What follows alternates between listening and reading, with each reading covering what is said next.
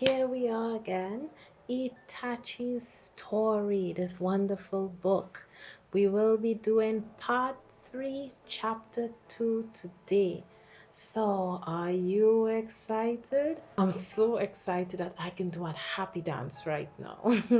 Like, seriously, you guys have no idea what is coming. So, we are still on chapter 2, like I said, but we will be doing part 3 today. So let's get started, right? I hope you like this reading of this wonderful book. Take care. Bye. Part 3. It was coming up on a year since he had graduated from the academy. Itachi turned 8. His career as a ninja was going smoothly. He hadn't been sent on any particularly difficult missions. Looking back on his year, the first mission accomplished after becoming a genin, that of taking care of the Iwagakure spy, was maybe the hardest he had been on. His relationship with his teammates was the same as always. Tenma still wouldn't accept him, and Shinko flared up, annoyed with Tenma's attitude. Yuki watched over them half in a panic. Itachi didn't do anything special, but simply stood there on his own.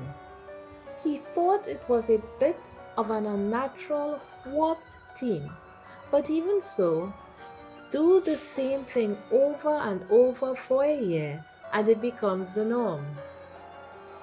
Even if they were still unable to really open up with each other, they somehow managed to execute their missions without fuss, and Itachi was satisfied with that because he had no intention of hanging around for that long. He would pile on the achievements, rise up to Chunin, then Jonin, before becoming the best ninja in the world and eradicating all war. For that reason, Itachi couldn't stand still. Instead of spending any of his precious time worrying about his teammates or his supervising Jonin, he poured all his heart into polishing his own skills. So naturally, he had mastered ninjutsu to the extent that missions went almost too smoothly. If he had one bone to pick, it would be the fact that Yuki hadn't recommended him for the Chunin selection exams that year. Ostensibly, this was because Tenma and Shinko still hadn't reached the level where they could take the Chunin exams. Participation in the Chunin exams was based on the three-person cell. When he learned he wouldn't be able to take the exams, in a move unusual for him, Itachi pressed Yuki about it. Normally, whatever was said to him, Yuki didn't bother to react, but just this once, he pushed back against Itachi forcefully. He insisted that it was simply impossible that year, with a look on his face that said he wasn't the least bit interested in what Itachi had to say. Itachi had no choice but to give up. But even if he wasn't allowed to take the Chunin exams, he still could be promoted directly to Chunin if the village administration and the Jonin recommended it. And looking at Team 2's results, it was immediately obvious just how much Itachi contributed to the team. It was a fact that his judgment surpassed that of even his supervising Jonin, and he had reached the highest levels in everything from ninja arts to fighting techniques, all of which had allowed him to rescue his team from danger any number of times. The administration will definitely say something. This belief firm in his heart, Itachi pushed on with the mission before him each day. The lands have all relaxed now that the war is over, so travel between countries is much safer now. Which is why we can assign this sort of mission to a Genin-centered team, Yuki said, eyes on the document in his hand. Itachi held the same document in his own hand. Mission to guard the daimyo of Land of Fire. The village of Konohagakyo was within the territory of the Land of Fire, and the ruler of the Land of Fire was a daimyo. But although the village was located in the Land of Fire, it functioned semi-autonomously, with an independent government structure that had the Hokage at the top. On paper, the daimyo of the Land of Fire was ranked above the Hokage, but currently the land's military might rested with the ninja of Konoha, so the relationship between the two was more like an alliance of equals rather than master and servant. The Land of Fire daimyo visited Konohagakyo annually. This regular event was extremely important for both sides, one that had been faithfully held even during the Great War. Team 2 had been assigned to guard the daimyo on his trip. So the four of us are going to guard him? Tenma asked, looking at the document. Officially, yes, it will be us, but behind the scenes, there'll be a four-person ambush cell keeping an eye on things from the shadows.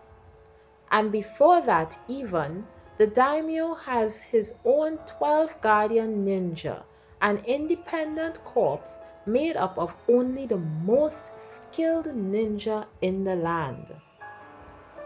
So we're like a formality, yeah? Well, basically, yes, Yuki said, nodding.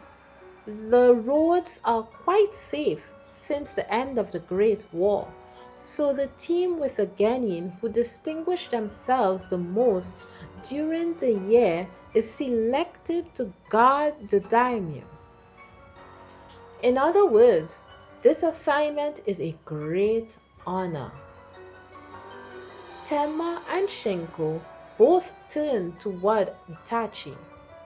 Feeling their gazes on him, he kept his eyes on the document and stayed quiet.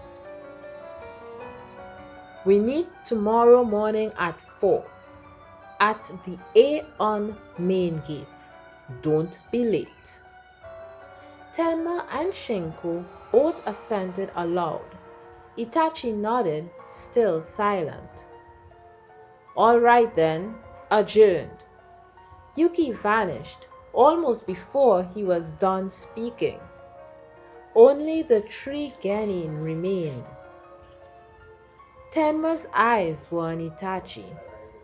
Guess you're the village pet.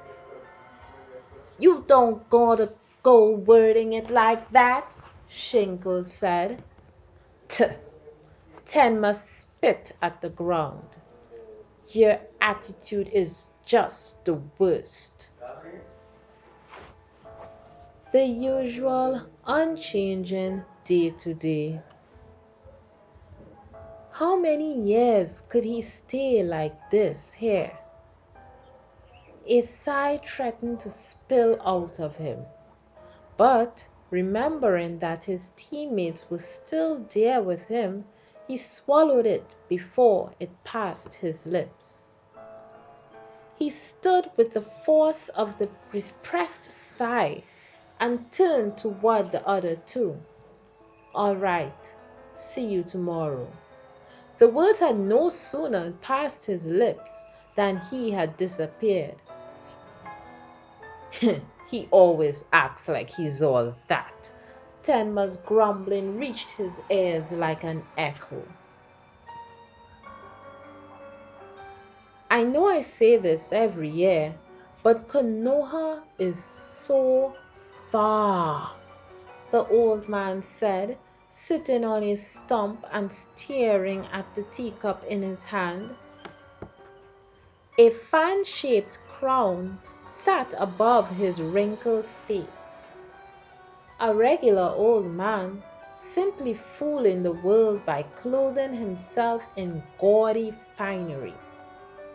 The daimyo of the land of fire. Behind the old man, a luxurious palanquin awaited his master's return.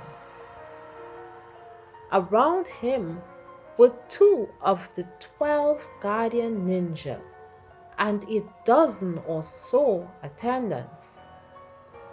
And Itachi's team too spread out in a loose circle. A main road led from the capital of the Land of Fire to Konohagakure. They had already covered half the distance, and the village was just up ahead. Flat in and around the city, the road started to climb into the steepness of a mountain road.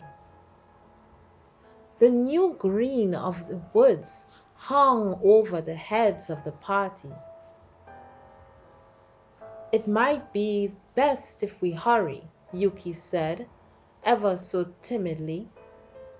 "Otherwise, we won't reach the village before nightfall." Tenma and Shinko watched with exasperation at the Jonin bowing his head to the point of civility, humble before even the 12 guardian ninja. "I know."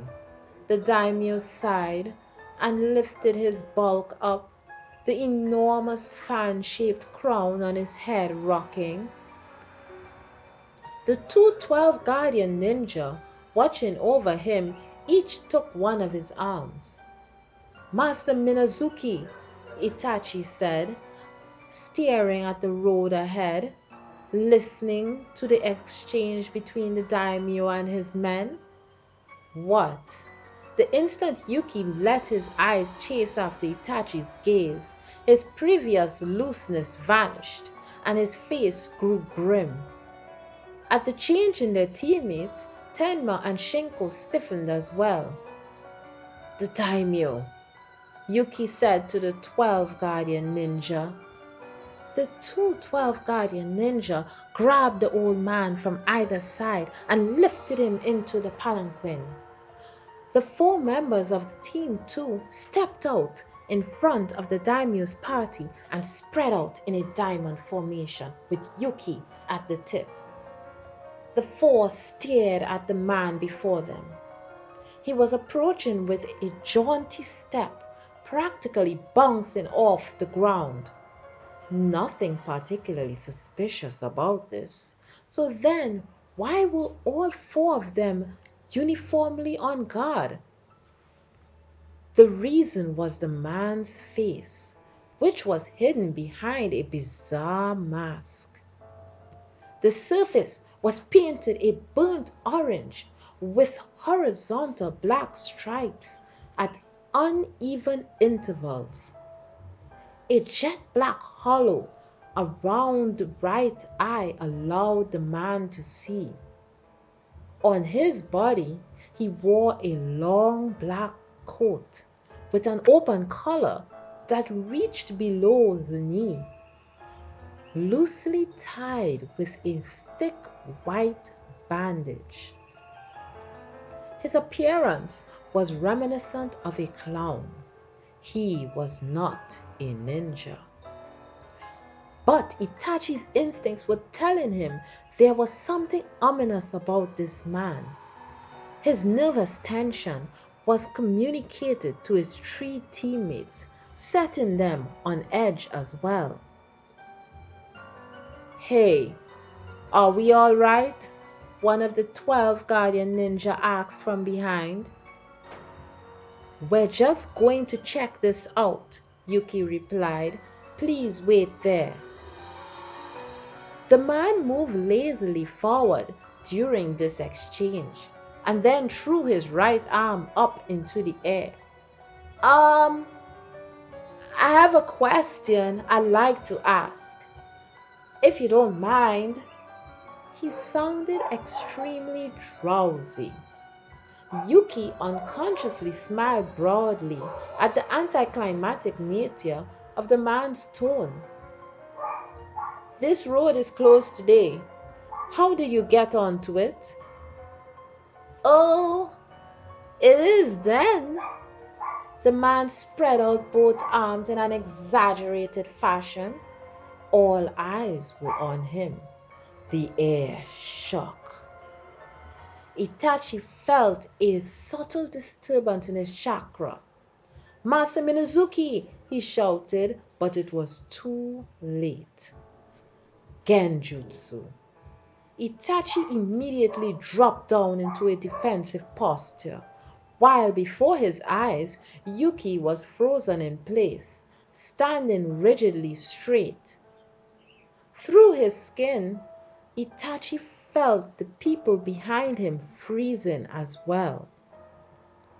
The daimyo, his close aides, and the two guardian ninja had also been caught in the genjutsu.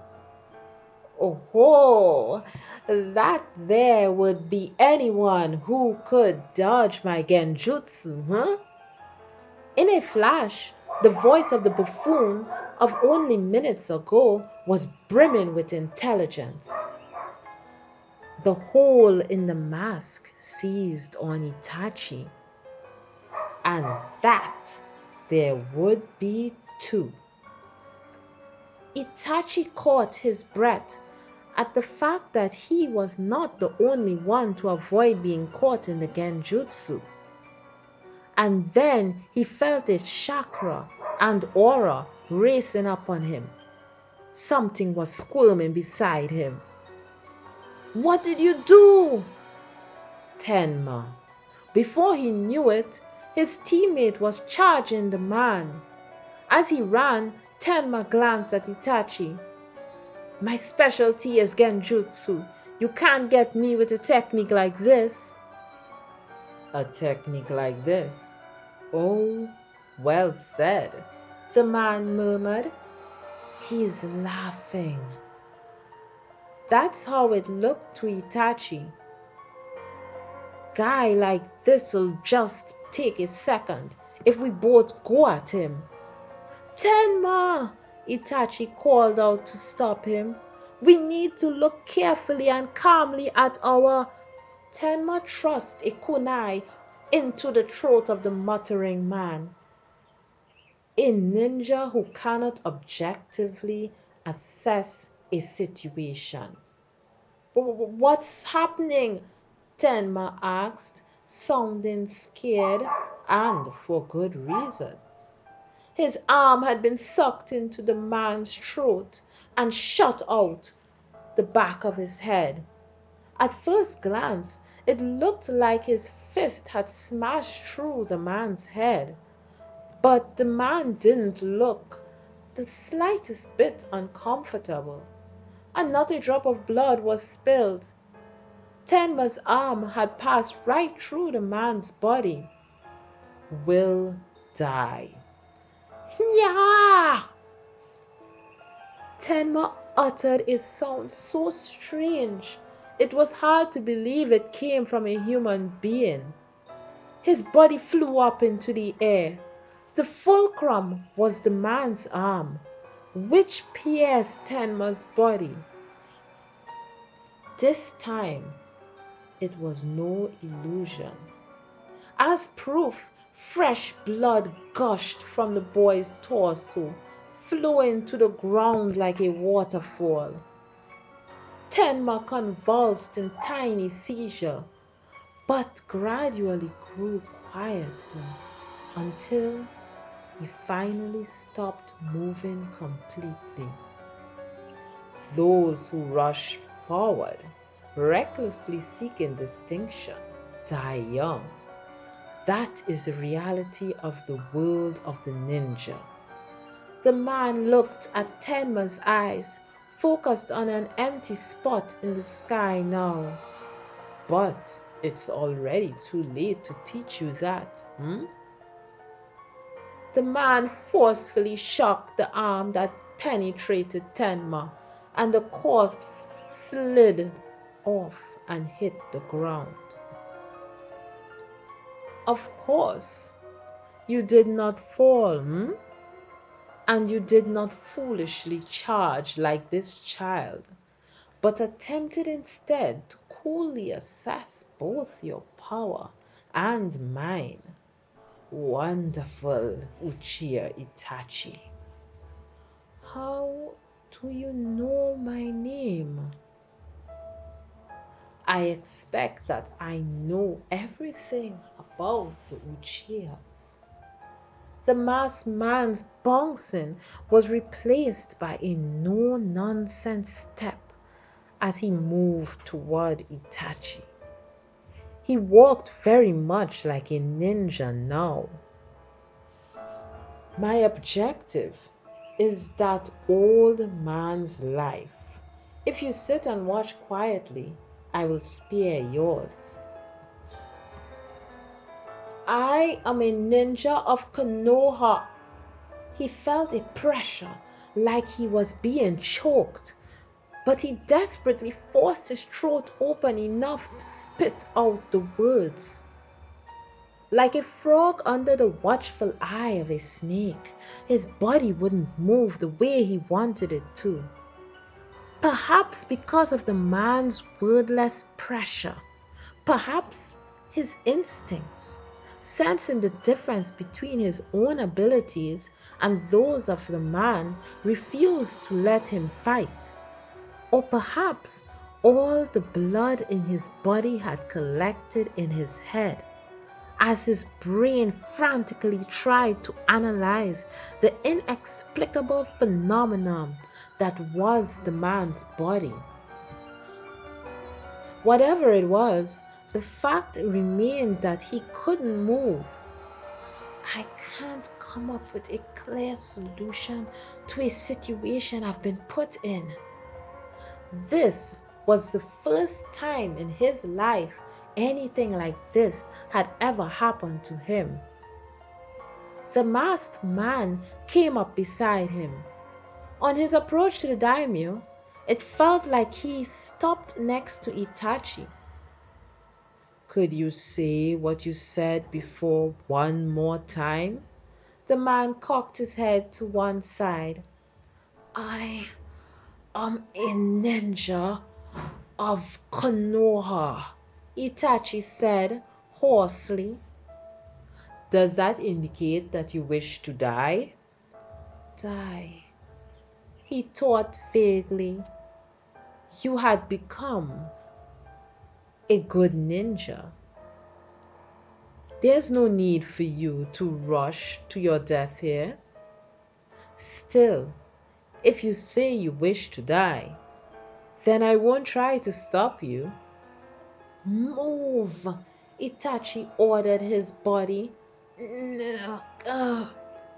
As the half-grown escaped him, Itachi managed to move just his right arm.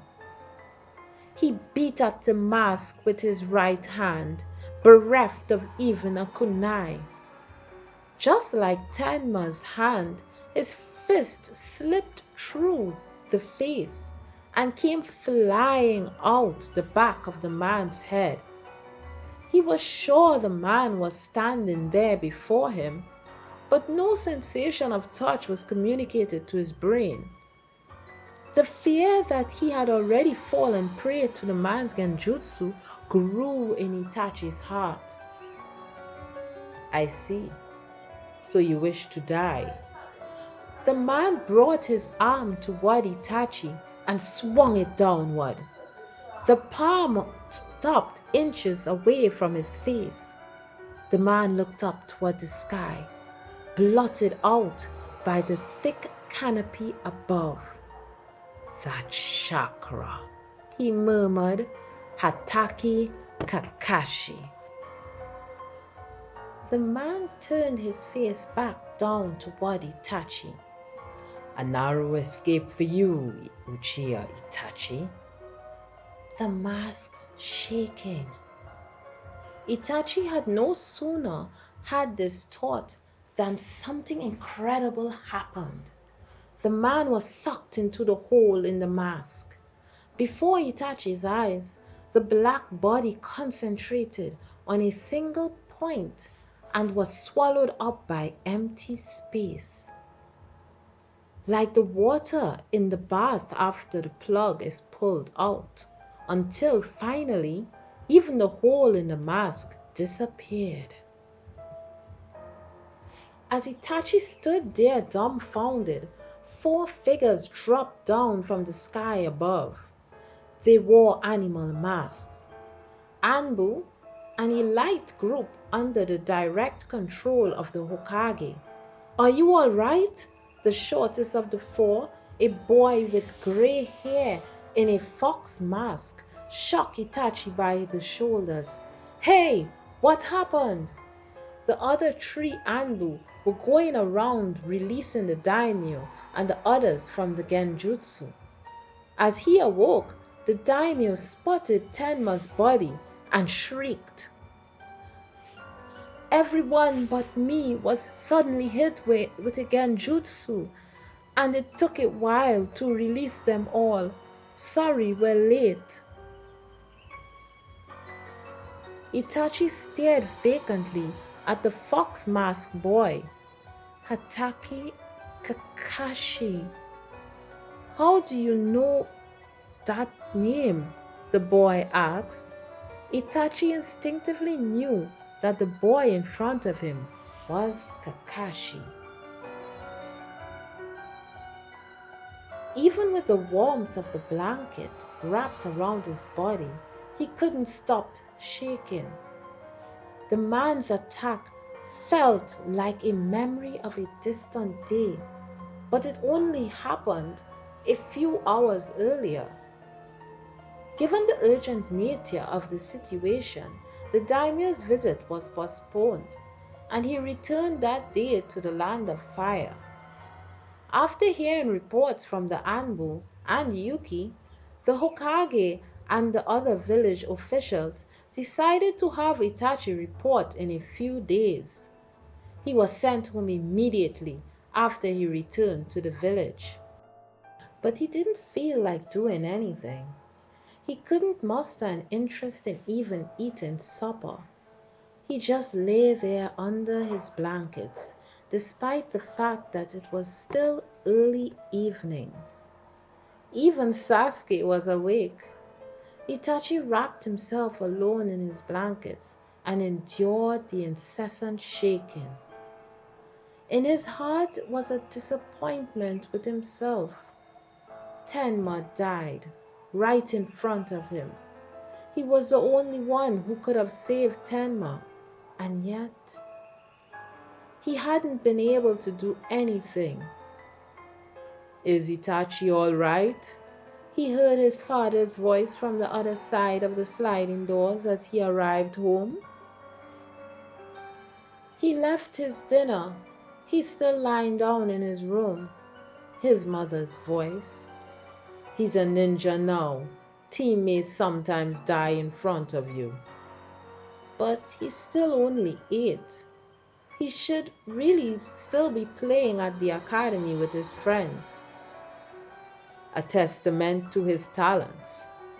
It's precisely because he attracted the attention of people in the village that he got assigned to the mission of guarding the daimyo. And precisely because it was an important mission, it carried an element of danger.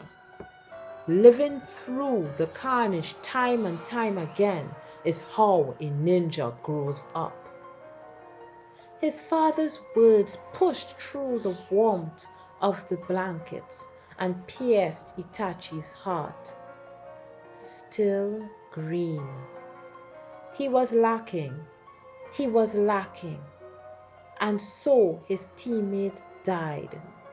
His father was saying all this because he was not good enough as yet. He wanted more power, enough power to defeat that man. Can't you get him into the military police and have him working under you? He won't be joining the military police. His father's words dug into his heart. I'm thinking about his future here. He needs to keep working hard as a genin right now. But it's fine. I'm sure he'll get over it. Itachi clutched the blankets even more tightly, as if he could use them to escape the sound of his father's voice. Emotions he couldn't suppress became a groan of anguish and forced their way out of him. His body shivered and shook. He wasn't shaken because he was afraid. Anger at his own useless self rocked his body.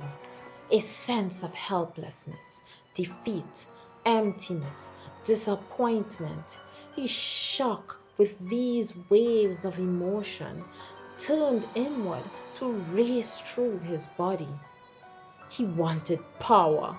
He didn't have enough power to protect his teammates, nor enough to put his father's mind at ease. More. He would go beyond even that masked man. No, he would have the power to go beyond anyone and everyone in this world. And then he would grab onto the root of all fighting with his own hands.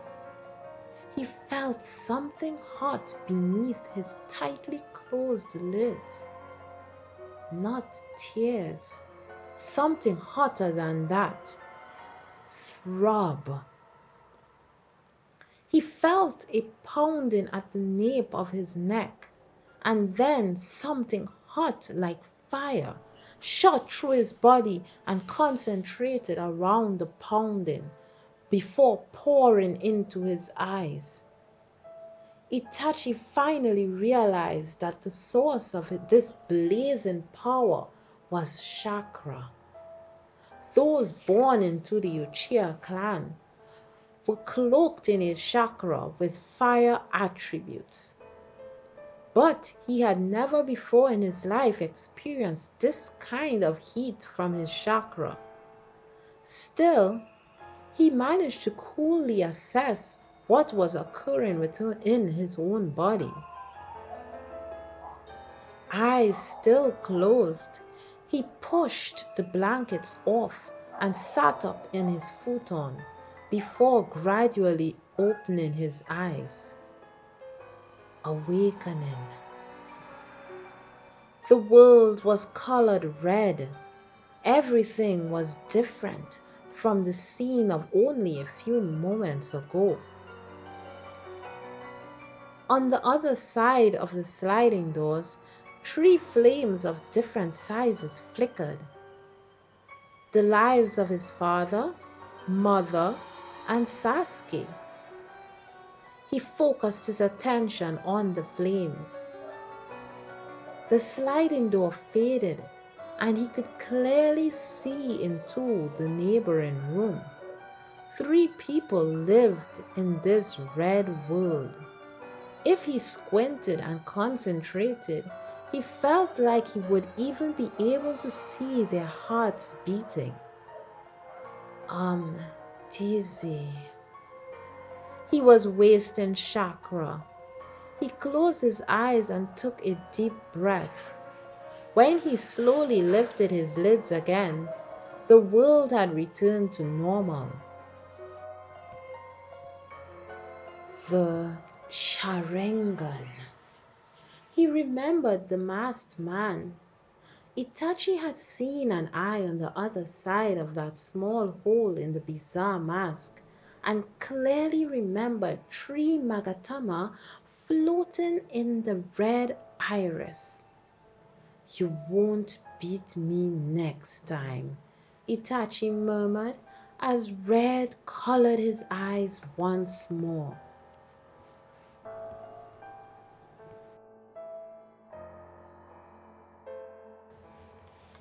Okay, so this is the end of part three. It was a long part compared to some of the others.